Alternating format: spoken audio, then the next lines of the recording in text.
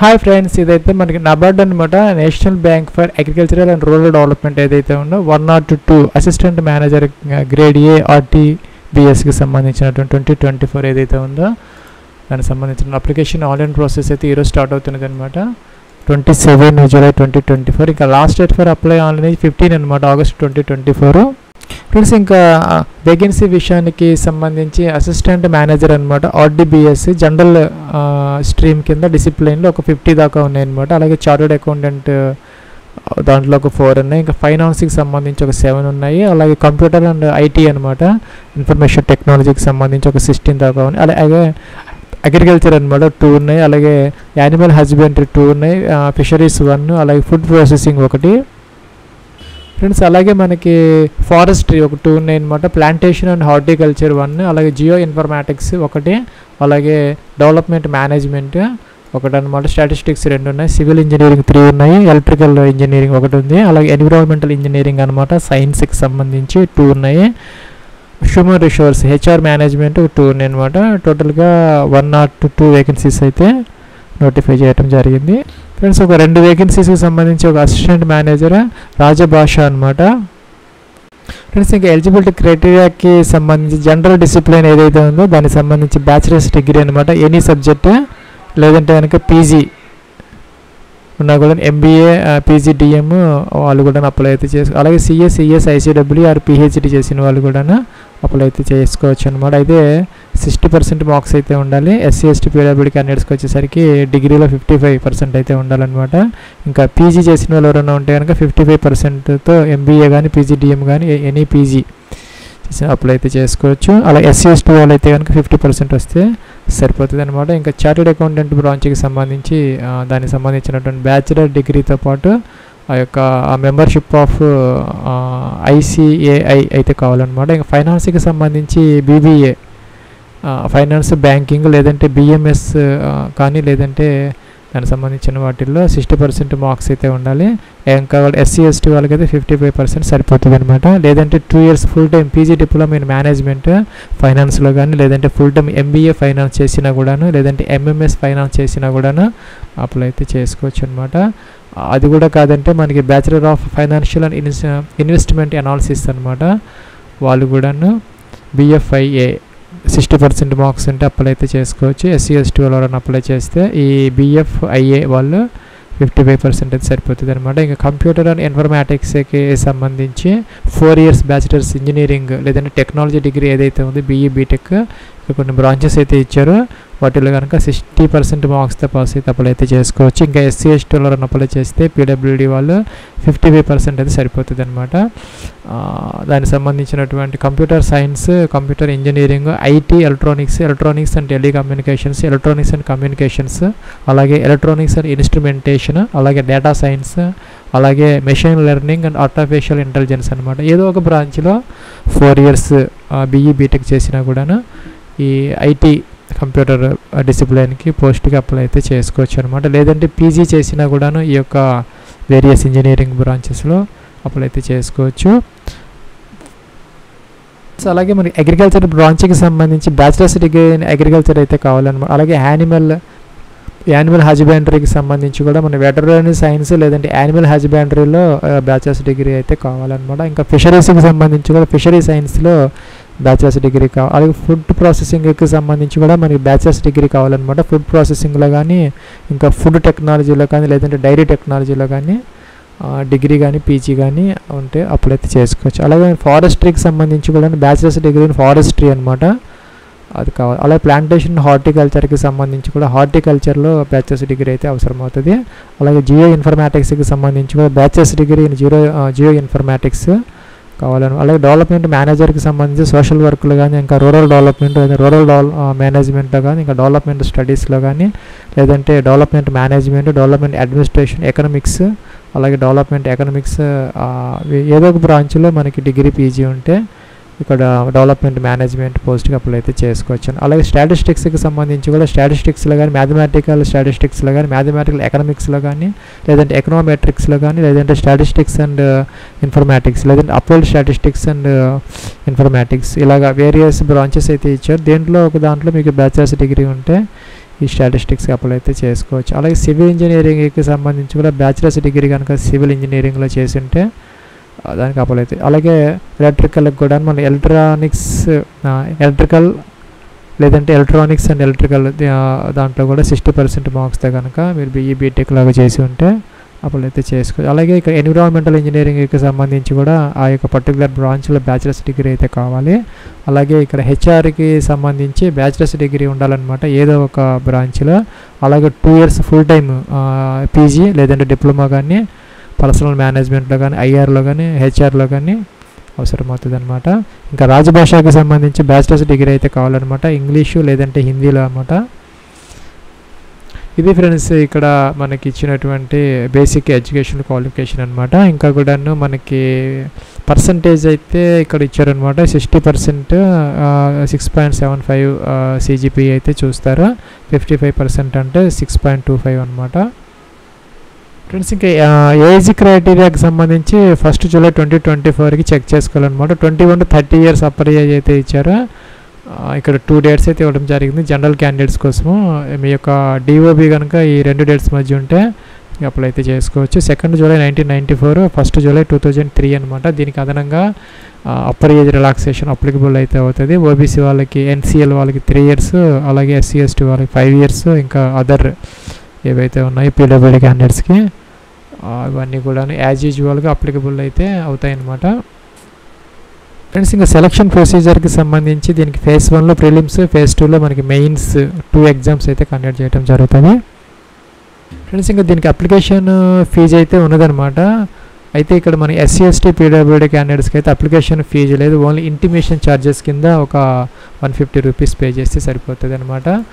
ఇంకా అదర్స్ ఎవరైతే ఉన్నారో SC ST PWD కాకుండా అందరూ కూడా 700 ప్లస్ ఇంటిమేషన్ ఛార్జెస్ 850 రూపీస్ అయితే మన అప్లికేషన్ ఆన్లైన్ ప్రాసెస్లో లాస్ట్లో అయితే మీరు ఫీజు పే చేసుకునే అవకాశం అయితే ఉంటుంది. ఫ్రెండ్స్ ఇదైతే మనకి అప్లికేషన్ ఆన్లైన్ లింక్ అనమాట.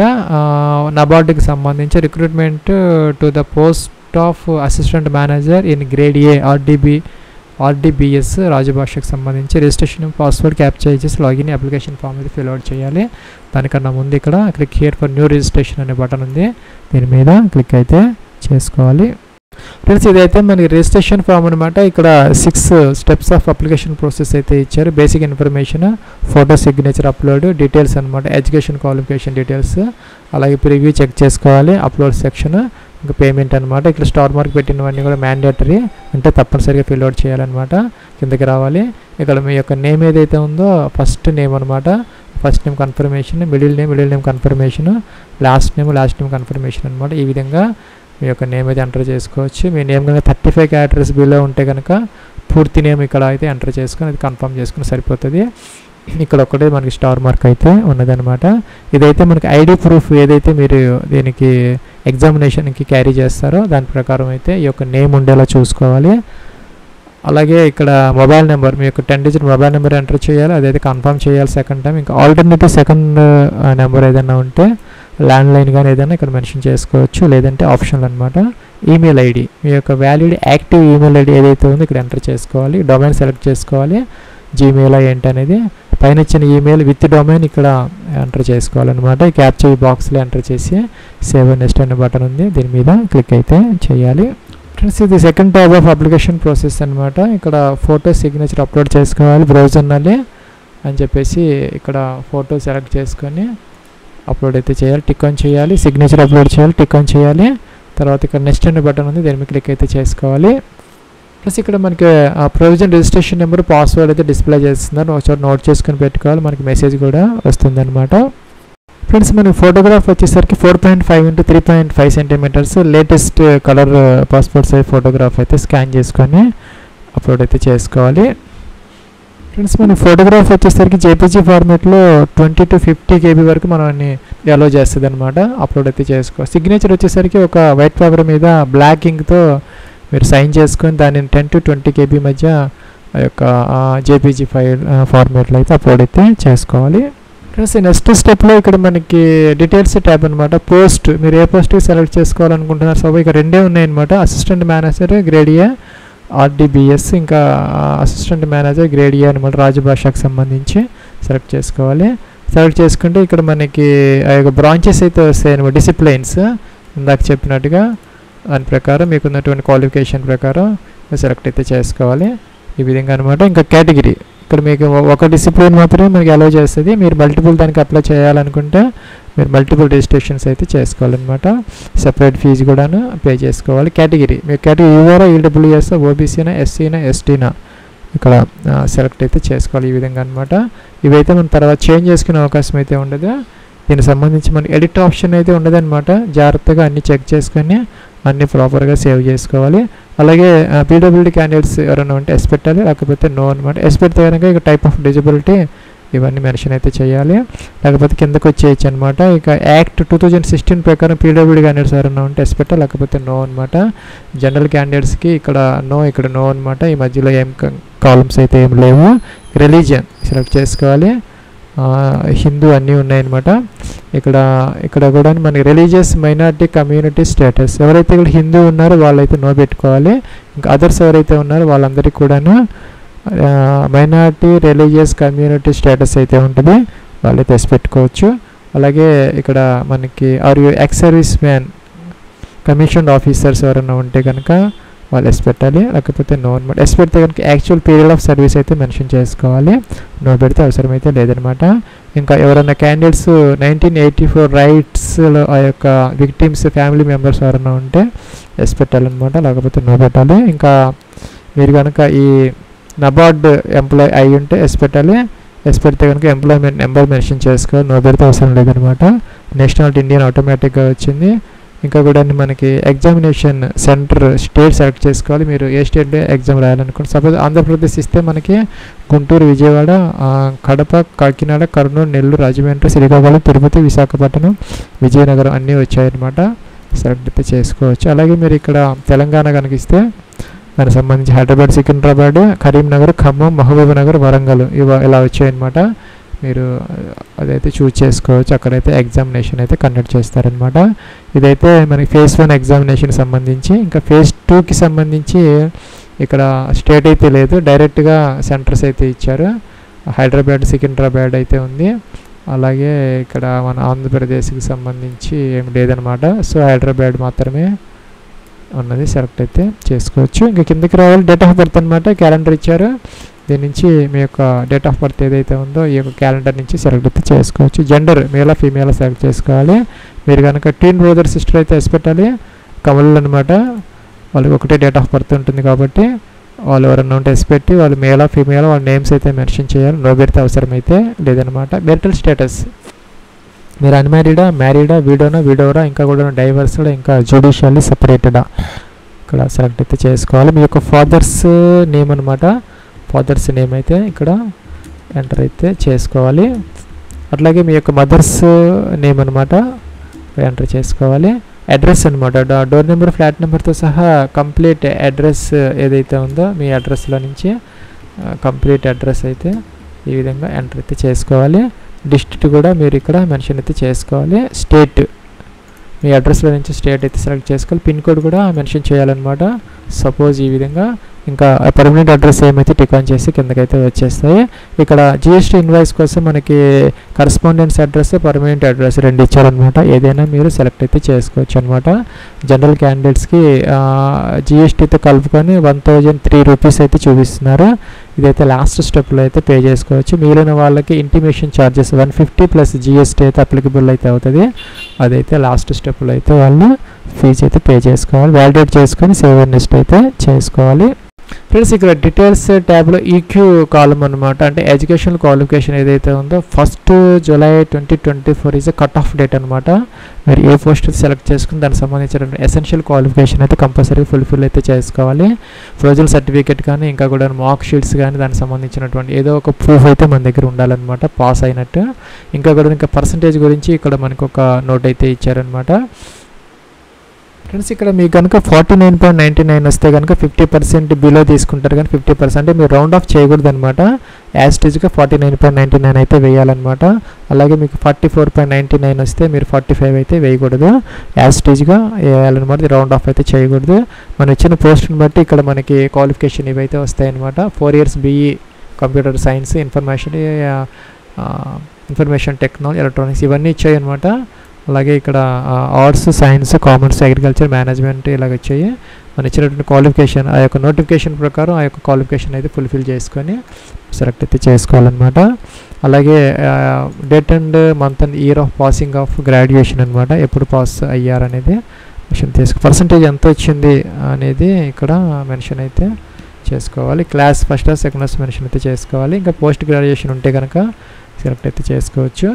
అలాగే కిందకి రావాలన్నమాట. ఈ డిఓఈసీసీకి సంబంధించి ఇక్కడ బి లెవెల్ ఎవరైనా చేస్తుంటే కంప్యూటర్స్కి సంబంధించి ఎస్పెల్ లేకపోతే నో అనమాట. ఇంకా హయ్యర్ అకాడమిక్ క్వాలిఫికేషన్ మీకు ఏది అనేది ఇక్కడ మెన్షన్ చేసుకోవాలి. గ్రాడ్యుయేషన్, పోస్ట్ గ్రాడ్యుయేషన్, పిహెచ్డీనా తీసుకోవాలి. మీ ఎక్స్పీరియన్స్ ఏదైనా ఉంటే అని మెన్షన్ చేసుకోవచ్చు. ఇక్కడ మీ ప్రజెంట్ వర్క్ చేస్తుంటే లేకపోతే నో అనమాట.